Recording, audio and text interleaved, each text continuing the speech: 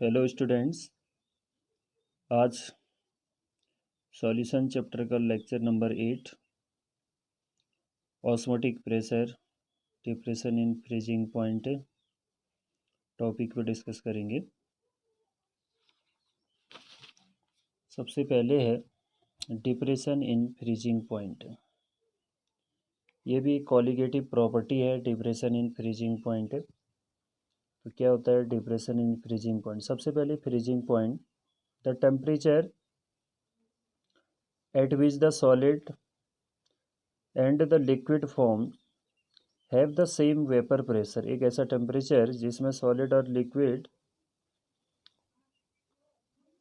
क्या करेंगे, same vapour pressure form करते हैं, तो वो उनका फ्रीजिंग पॉइंट होता है। Freezing point of the solution is always less than that of the pure solvent. Pure solvent for example water से जो सॉल्यूशन का फ्रीजिंग पॉइंट है वो हमेशा क्या होता है, कम होता है। There is a depression in freezing point. इसको सॉल्यूशन का जो फ्रीजिंग पॉइंट में डिक्रीज होना वो डिप्रेशन इन फ्रीजिंग पॉइंट कहलाता है। This is because the vapour pressure of the solution, solution का जो वेपर प्रेशर है less than that of pure solvent. Pure solvent में ज़्यादा वेपर बनती है सॉल्यूशन के कंपेयर में, क्योंकि सॉल्यूशन में नॉन वोलेटाइल सॉल्यूट को भी ऐड किया गया है, इसलिए वेपर कम बनेगा तो वेपर प्रेशर भी कम होगा, जिससे सॉल्यूशन का जो फ्रीजिंग पॉइंट है वो सॉल्वेंट से क्या होता है, कम होता है। ग्राफिकली इसको समझते हैं। वेपर प्रेशर वर्सेस टेम्परेचर के बीच ग्राफ खींचा है। ये सॉलिड सॉल्वेंट है, लिक्विड सॉल्यूशन, और सॉल्यूशन का जो फ्रीजिंग पॉइंट है TF से इंडिकेट किया है। ये सॉल्वेंट का फ्रीजिंग पॉइंट T0 है। डेल्टा TF लिखा है बच्चों, delta TF depression in freezing point होता है। अब यहाँ पे क्या है, let delta TF be the depression in freezing point, then delta TF directly proportional chi B के मोल फ्रैक्शन के होता है। सॉल्यूट का जो मोल फ्रैक्शन है delta TF equal to KF into chi B, इसको इक्वेशन नंबर 1 लेना है। KF यहाँ पे प्रोपोर्शनलिटी कांस्टेंट है जिसको हमने यूज़ किया हुआ है।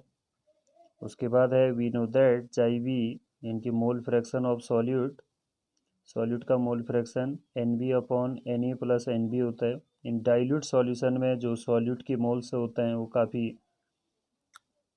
लेस अमाउंट में होंगे सॉल्वेंट के कंपेयर में, इसलिए इसको छोड़ देते हैं NB को। Therefore the term NB can be neglected from the denominator, thus जाई we equal to NB upon Na ही बचा, क्योंकि NB को छोड़ दिया है तो इसको कन्वर्ट किया इसमें, फाइनली इसमें आएगा। तो जाई बी की जो वैल्यू है उसको इक्वेशन नंबर 1 में सब्स्टिट्यूट करना है। इक्वेशन नंबर 1 क्या था, delta TF equal to KF into chi B. तो जाई बी की वैल्यू इक्वेशन नंबर में 1 में पुटअप किया तो delta TF equal to KF into WB upon MB into ME upon WA आया। Delta TF equal to KF into WB upon MB क्या होता है बच्चों, WB upon MB। WB upon MB की जगह NB लिख सकते हैं, moles of solute. ME upon WA. If the mass of solvent WA is taken in kg, then the term NB upon WA becomes molality small m. तो delta TF equal to KF into ME into M small m, delta TF equal to KF into small m equal to NB upon WA होता है। फिर है the constant KF for solution is known as molal depression constant, और molal cryoscopic constant भी बोलते हैं इसको, KF को, for the solvent. Define KF, KF की डेफिनेशन क्या होगी, it will be define as the depression in freezing point of solution when 1 mole of solute is dissolved in 1 kilogram of the solvent. तो इसको 2-3 बार video को देखो, उसके बाद इसके नोट्स बनाओ। Thank you. तो प्रीवियस वीडियो में हमने डिप्रेशन इन फ्रीजिंग पॉइंट वाली कॉलिगेटिव प्रॉपर्टी पढ़ा, उसमें से एक और है ऑस्मोटिक प्रेशर, वेरी इंपॉर्टेंट, इसकी डेफिनेशन पेपर में पूछी जाती है। काफ़ी वैल्यूएबल क्वेश्चन है। तो इसमें osmosis and osmotic pressure. Osmosis क्या होता है, इसको समझने के लिए पहले सेमी परमिएबल मेम्ब्रेन को समझ लीजिएगा। सेमी परमिएबल मेम्ब्रेन, जिसको शॉर्ट में एसपीएम बोलते हैं, ये एक ऐसी मेम्ब्रेन होती है जिसमें से ओनली सॉल्वेंट के मॉलिक्यूल पास होते हैं, लेकिन सॉल्यूट के जो पार्टिकल हैं वो पास नहीं होंगे। सेलोफेन बैग है, परचमेंट पेपर है, एनिमल मेम्ब्रेन है, ये क्या होते हैं, semi permeable membrane. Semi permeable membrane को सॉल्वेंट और सॉल्यूट के बीच में अगर प्लेस करते हैं तो सॉल्वेंट मॉलिक्यूल का फ्लो होता है इस मेम्ब्रेन से pure solvent to the solution. This process of flow of solvent is called osmosis. Osmosis क्या है, सॉल्वेंट के मॉलिक्यूल का, जो प्योर सॉल्वेंट के मॉलिक्यूल का फ्लो होना सॉल्यूशन वाली साइड पे, तो उसको ऑस्मोसिस बोलते हैं, सेमी परमिएबल मेम्ब्रेन से पास होके। तो the pressure applied on the solution which stop the osmosis. इनकी सॉल्यूशन वाली साइड पर अगर हम प्रेशर को अप्लाई करें, क्यों, ऑस्मोसिस की प्रोसेस को रोकने के लिए, इनकी सॉल्वेंट के मॉलिक्यूल को सॉल्यूशन में आने से रोकने के लिए अगर हम सॉल्यूशन वाली साइड को जो हम प्रेशर अप्लाई करते हैं वही ऑस्मोटिक प्रेशर ऑफ सॉल्यूशन होता है। Is represented by pi. Osmotic pressure को पाई से इंडिकेट करते हैं।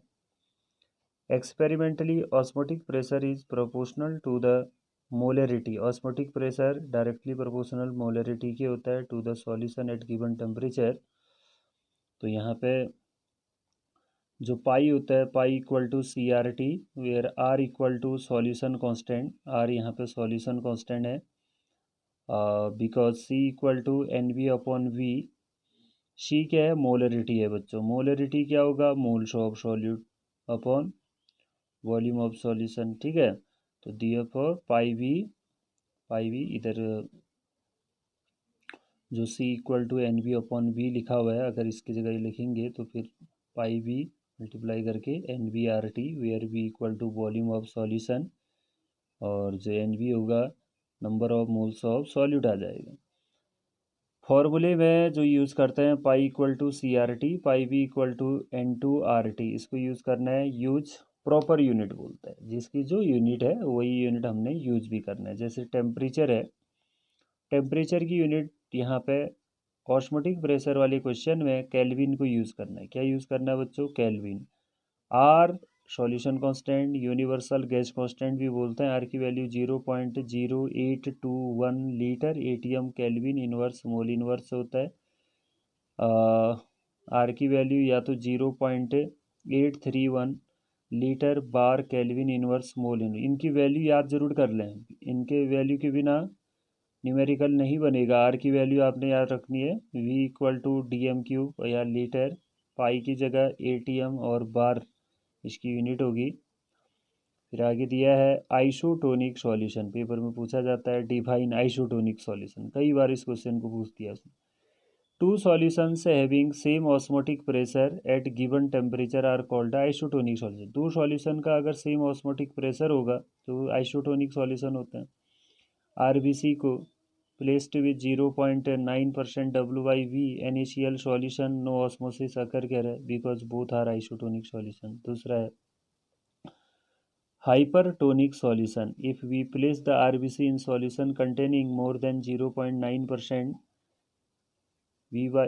W/V initial solution, water will flow out of the cell, they shrink, cells RBC के जो सेल्स होते हैं उससे गुड़ने लगते हैं। such a solution is called hypertonic solution।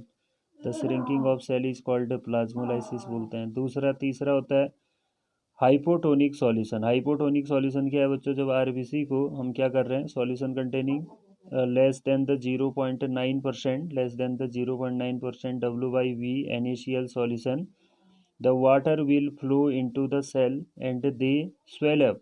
तो क्या होता है, स्वेलिंग होने लगती है सेल में। Finally brush, such a solution is called hypertonic solution, उसको हम हाइपरटोनिक सॉल्यूशन बोलते हैं। अब आता है रिवर्स ऑस्मोसिस, ये भी पूछते हैं एक नंबर में। द रिवर्स ऑस्मोसिस क्या होता है, the direction of osmosis can be reverse. इनके ऑस्मोसिस की जो डायरेक्शन है अगर रिवर्स हो जाए, If a pressure larger than the osmotic pressure is applied to the solution site, तो this process is called reverse osmosis. Reverse osmosis का use कहाँ करते हैं? Is used in desalination of sea water.